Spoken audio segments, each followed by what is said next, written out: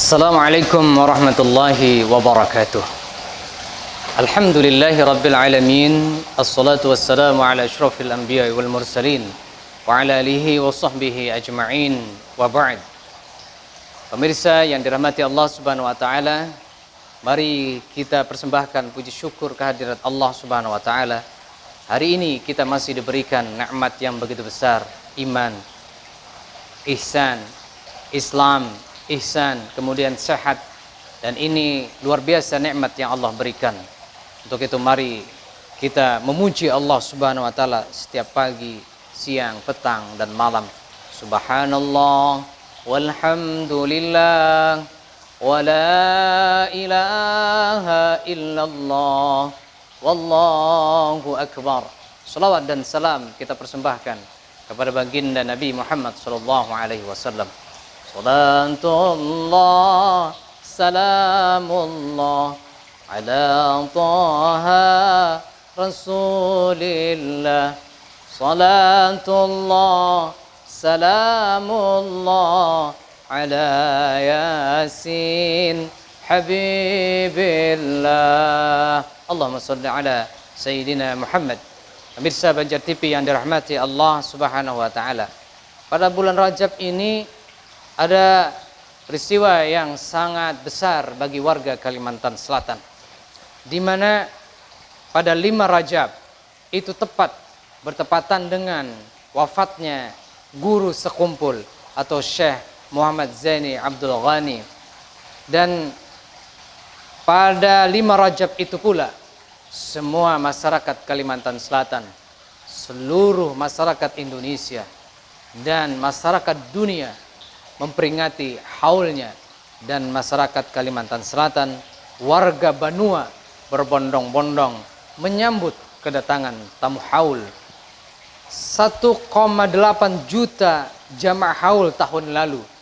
Tahun ini diperkirakan dan diprediksi akan meningkat 2 juta lebih jamaah haul yang datang ke sekumpul untuk memberikan doa, untuk memperingati wafatnya, haulnya beliau.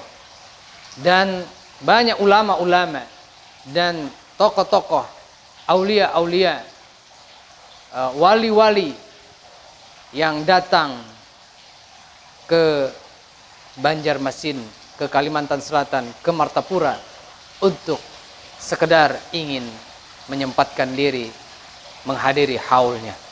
Kenapa guru sekumpul begitu menjadi magnet bagi jamaah, bagi muridnya, bagi umat muslim yang mencintainya?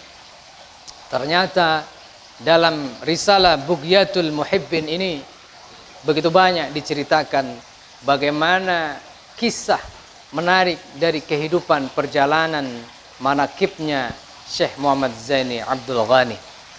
Beliau tidak hanya hebat pada masa dia memberikan pengajian, begitu banyak jamaahnya, tapi ternyata menuju pintu kesuksesan itu beliau sudah ditempa, beliau sudah digiring, beliau sudah disiapkan Allah Subhanahu wa taala untuk menjadi walinya Allah Subhanahu wa taala.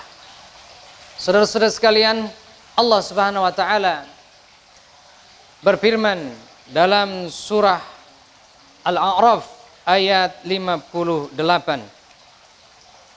A'udzu billahi minasy syaithanir rajim. Wal baladut thayyibu yakhruju nabatuhu bi'izni rabbih walladzi khabutha illa nakida. Kadzalika nusarriful ayati liqaumin yashkurun. Hikmah dari haul ini yang bisa kita petik dari perjalanan guru sekumpul. Pertama, Allah Subhanahu wa taala berfirman, wal baladut thayyib, tanah yang baik, tanah yang subur. Yakhruj, itu melahirkan, nabatuhu, yakni melahirkan tumbuh-tumbuhan yang subur pula. Tapi sebaliknya, walladzi khabutha, tanah yang tidak baik, tanah yang tandus, tanah yang tidak baik, tidak subur, illa nakida, sulit menumbuhkan tumbuh-tumbuhan. Demikianlah Allah menjelaskan tanda-tanda ini, ayat-ayatnya sebagai tanda bagi orang-orang yang bersyukur. Apa maksudnya dari firman Allah dihubungkan dengan guru sekumpul? Oh, ada. Ternyata dari nasab beliau itu tumbuh dari nasab yang baik. Ayahnya dan ibunya bertemu, keturunannya bertemu pada datuk yang ketujuh sampai kepada Syekh Muhammad Arsad Al-Banjari. Artinya apa, saudara-saudara sekalian? Melahirkan seorang manusia yang hebat, Allah sudah persiapkan, ternyata lahir dari nasab yang mulia. Kalau kita ingin menciptakan, melahirkan zuriat yang besar, yang mulia, yang soleh solehah, maka ciptakanlah diri kita menjadi orang yang soleh solehah, sehingga nanti siapa tahu anak-anak kita, cucu-cucu kita, cicit-cicit kita, seluruh keturunan kita ada yang menjadi orang besar, yakni menjadi orang yang soleh solehah, yang membawa, mengembangkan ajaran Islam. Inilah kelebihan dari Syekh Muhammad Zaini Abdul Ghani, yakni nasabnya dipelihara oleh Allah Subhanahu wa ta'ala. Dan tanda-tanda kewalian beliau itu terlihat saat ketika ibunya mengandung.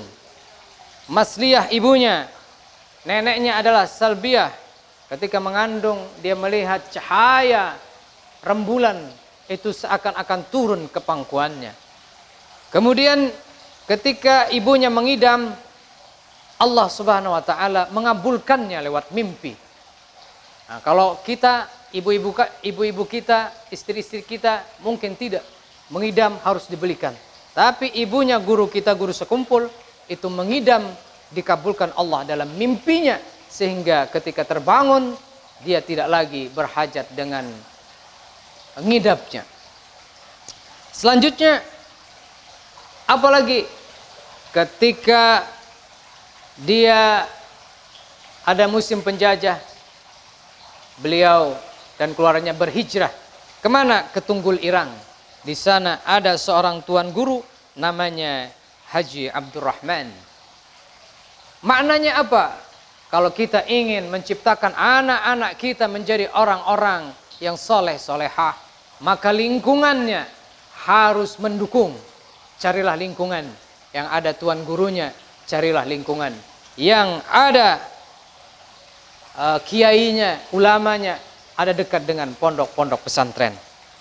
Selanjutnya, ketika lahir, bedanya dengan anak-anak biasa adalah dia tidak menangis, matanya terpejam, badannya biru. Dan setelah kebingungan ibunya, ini kira-kira mati anakku nih, kata ibunya. Panggillah tuan guru Haji Abdurrahman dan dibacakan. Lalu anak guru sekumpul tadi kembali seperti bayi-bayi sebelumnya. Pemirsa yang dirahmati Allah Subhanahu wa ta'ala, di saat itu dia tidak mau menyusu dengan ibunya, tapi ingin menghisap telunjuk tangannya tuan guru Haji Abdurrahman. Dan ketika dia mau menyusu dengan ibunya, dia memilih tempat. Kalau ada yang bukan mahramnya, guru sekumpul masa kecilnya tidak mau menyusu. Inilah yang dijaga oleh Allah Subhanahu wa ta'ala. Kesimpulannya adalah, mari kita maknai haul guru sekumpul ini dengan cara kita mendoakan beliau, tapi juga mencoba meneladani kepribadian beliau, yakni menjaga anak-anak kita, keturunan kita, menciptakan lingkungan yang baik. Wallahul muwafiq ila aqwamit thoriq. Wassalamualaikum warahmatullahi wabarakatuh.